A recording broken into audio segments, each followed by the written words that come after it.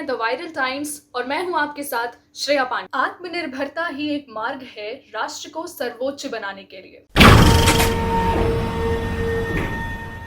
आज लोगों की जवाबदेही है देश के प्रति देशभक्ति दिखाने की। इसके लिए लोगों में संप्रभुता, स्वाधीनता और स्वाभिमान ही राष्ट्र के हित में कारगर साबित होगा।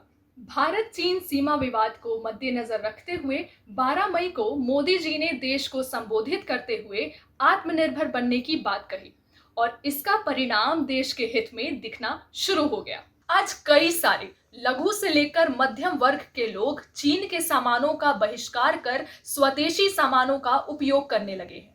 इसी बीच सरकार ने चीन की अर्थव्यवस्था को क्षति पहुंचाने वाला एक बड़ा फैसला लिया।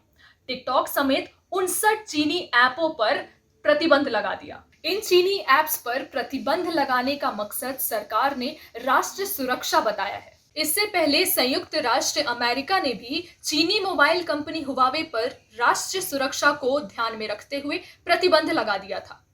चीन के द्वारा इस तरह के नापाक हरकत करने पर कई देशों ने अब धीरे धीरे चीनी सामानों को खारिज करना शुरू कर दिया है। अब ऐसे में सवाल ये उठता है कि क्या हम भारतीय चीन के आर्थिक जकड़न या फिर यूं कह लीजिए कि चीन के नापाक इरादों को हराकर भारत को सक्षम और सुरक्षित बनाने के लिए तैयार हैं? क्योंकि हमारे पास कुछ चुनौतियां भी हैं।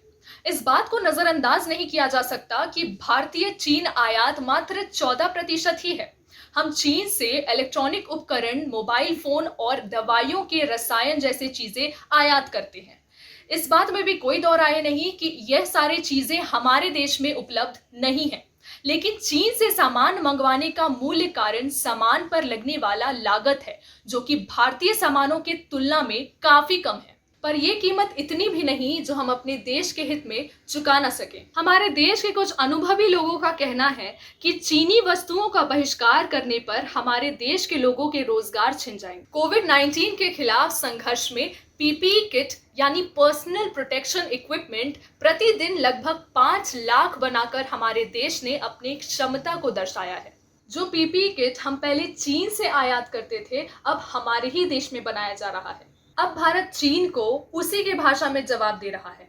चीन के राष्ट्रपति शी जिनपिंग माओ के विचारधारा मान अपने आप को सर्वश्रेष्ठ नेता मान बैठा है और चीन मार्क्सवाद के पूंजीवाद संस्करण के नक्शे कदम पर भी चलता है, जिनका मानना था कि कम्युनिस्ट का ध्येय पूंजीवाद का खात्मा है। ये आज का भारत है जो चीन के द्वारा निर्मित की गई रस्सी में उसी को फांसी देना जानता है। आज भारत के पास आत्मनिर्भर बनने योग्य सारे संसाधन हैं। भारत के अंतरिक्ष अभियान की कुशलता पूरा विश्व देख रहा है। भारत जब अपने बलबूते अंतरिक्ष अभियान सफलता पूर्वक चला सकता है, तो फिर चीन के आर्थिक जकड़न से भी मुक्ति पा सकता है। ये पहली मर्तबा नहीं जब भारत के सामने इस तरह की चुनौती सामने आई हो। पहले भी भारत आत्मनिर्भरता का उदाहरण पेश करता रहा है। वो भी एक दौर था जब मेड इन इंग्लैंड चला करता था। उस दौर विदेशी वस्तुएं बहुत लुभावनी लगती थी, पर हमने स्वदेशी अपनाया।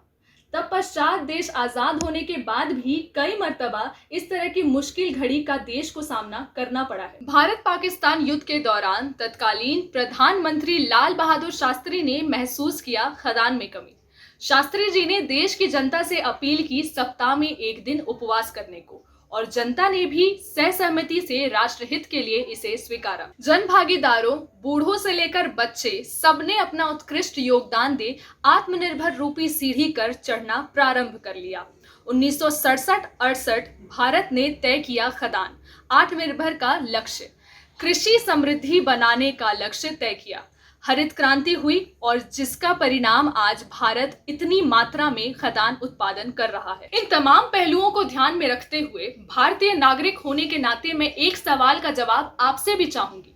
क्या चीनी सामानों का बहिष्कार करने के लिए हमारे पास कोई सही विकल्प है? और जाते जाते मैं बस इतना ही कहना चाहूंगी कि देश है तो हम हैं। देश की सुरक्षा यानी खुद की सुरक्षा।